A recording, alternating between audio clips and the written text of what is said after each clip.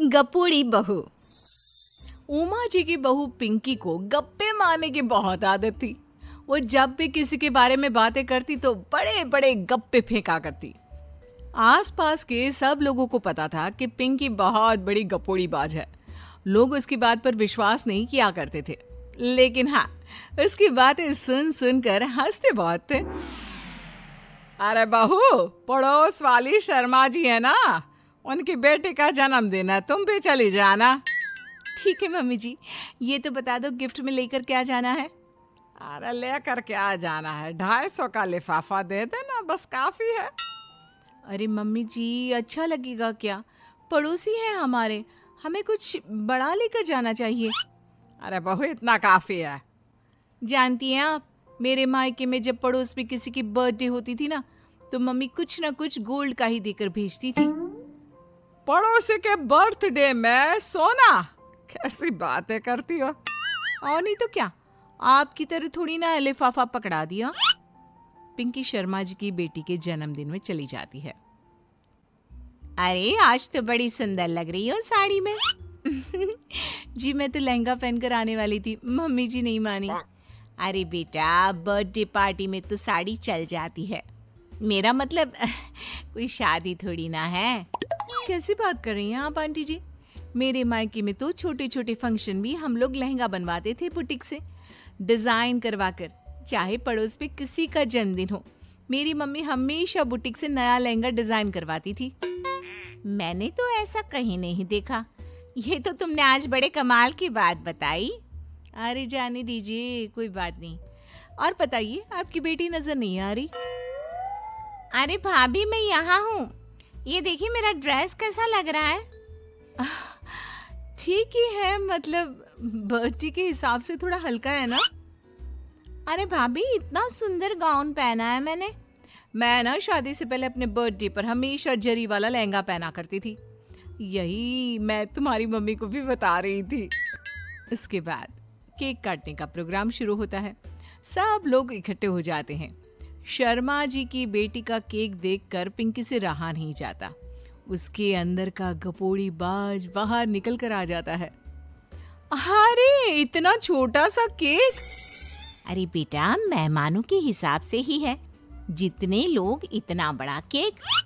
Aunty जी, कम से कम 4 या 5 मंजिल वाला केक तो बनाना चाहिए था। आपकी बेटी का बर्थडे रोज रोज थोड़ी ना आता है। मेरे बर्थडे पर हमेशा पापा 4 केक बनवाते थे, सारे केक 4-4 मंजिल के होते थे। वहां पर सारे लोग उमा जी के मोहल्ले के ही थे और वो पिंकी के गप्पे मारने की आदत से अच्छी तरह वाकिफ थे, इसलिए सब लोग उसकी बात सुनकर हंसने लगे, लेकिन किसी ने पिंकी से कुछ नहीं कहा। एक दिन सुबह सुबह पिंकी ने अपनी सास से कहा, मम्मी जी, मेरे मम्मी पापा मुझसे मिलने के लिए यहाँ आ रहे हैं। अरे वाह, ये तो बहुत अच्छी बात है। उनके आने की तैयारी करो, अच्छा अच्छा खाना बनाओ। वैसे कब तक आएंगे? मम्मी जी फ्लाइट से आ रहे हैं, कल शाम को 4 बजे की फ्लाइट है। फ्लाइट? लेकिन बेटा, तेरा मायका तो यहाँ से 2 घंटे की दूरी पर है। तेरे मम्मी पापा फ्लाइट से कब से आने लगे? अरे मम्मी जी, आपको पता नहीं है, मेरे मम्मी पापा ना आधे घंटे की दूरी के लिए भी फ्लाइट का टिकट बुक करवाती है। अरे गप्पे थोड़े कम मारा करो बहू, कोई फ्लाइट से तब आएगा ना जब यहाँ पर एयरपोर्ट होगा। तुम्हारी मम्मी क्या उड़कर आएगी घर में? अरे हाँ मम्मी जी, मैं तो भूल ही गई थी। वो क्या ना, मेरे मम्मी पापा हमेशा फ्लाइट से ही ट्रैवल करते हैं, तो मेरे दिमाग से ही निकल गया था। अगले दिन पिंकी के मम्मी और पापा पिंकी से मिलने के लिए उसके घर आते हैं। आइए आइए जी, आपका बहुत बहुत स्वागत है। और समदन जी, हमारी बेटे की कोई शिकायत तो नहीं ना? ठीक से संभाल लिया है ना आपका घर? अरे मेरी बहू बहुत समझदार है, घर का काम बहुत अच्छे तरीके से करती है। बस थोड़ा ज्यादा बोलने की आदत है उसे, आपको परेशान करती होगी ना। बात तो आपकी सही है, उसकी थोड़ा ज्यादा नहीं बहुत ज्यादा बोलने की आदत है। लेकिन कोई बात नहीं, आपकी बेटी दिल की बहुत अच्छी है, बस थोड़ा बोलती ही तो ज्यादा है। पिंकी बेटा, इधर आओ, देखो तुम्हारे मम्मी पापा आए हैं, तुमने इनके लिए खाना तो बना लिया ना? वो क्या है ना मम्मी जी, आपसे एक बात कहनी थी। हाँ हाँ बोलो बहू, क्या बात है, डरने की कोई जरूरत नहीं। वो मम्मी जी, मैंने सोचा मम्मी पापा आए हैं तो खाना बाहर से मंगवा लेती हूँ। अरे कोई बात नहीं बेटा, वैसे भी तुम किचन में काम करने लग जाती तो अपने मम्मी पापा से बात कब करती। बहुत अच्छा किया।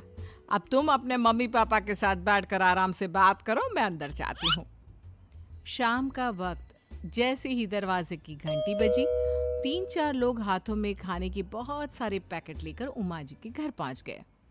अरे भाई कौन है आप लोग, लगता है गलत पते पर आ गए। नहीं नहीं माँ जी, हम तो खाने का ऑर्डर डिलीवर करने आए हैं, यहीं से बुकिंग मिली थी।